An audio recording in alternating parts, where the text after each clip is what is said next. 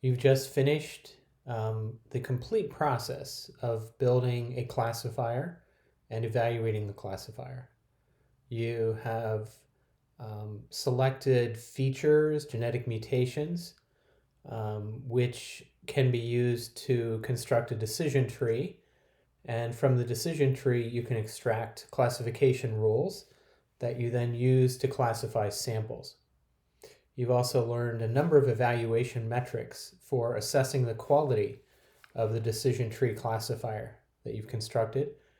And then you've learned about overfitting and k-fold cross-validation.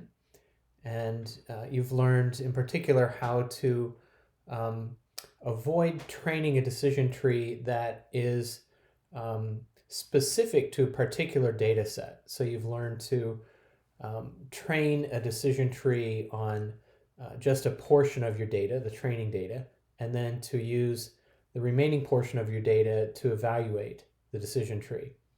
And then if you do this repeatedly, each time taking a different subset of the data or a different random subset of the data to train your decision tree and to test it, then you get a better feel for the overall performance of your decision tree, which is more of a robust approach to evaluating the decision tree than just building it once with your entire data set and then just leaving it at that.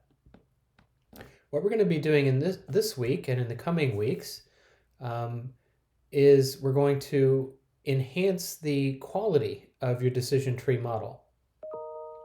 This week and next, we're going to focus on improving the rigor or increasing the rigor of the method that's used to select the features for each node of your decision tree.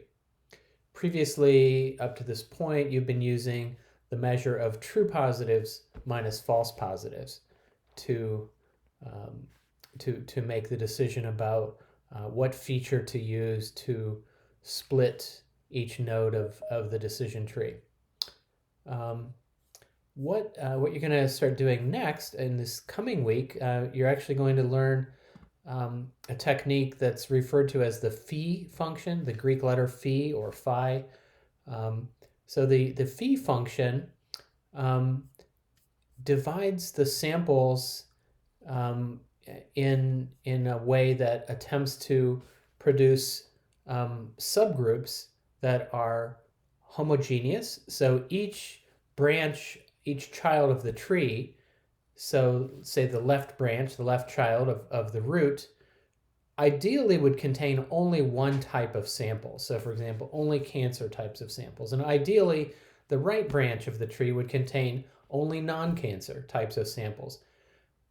So the Phi function selects features for dividing the nodes of the decision tree in a way that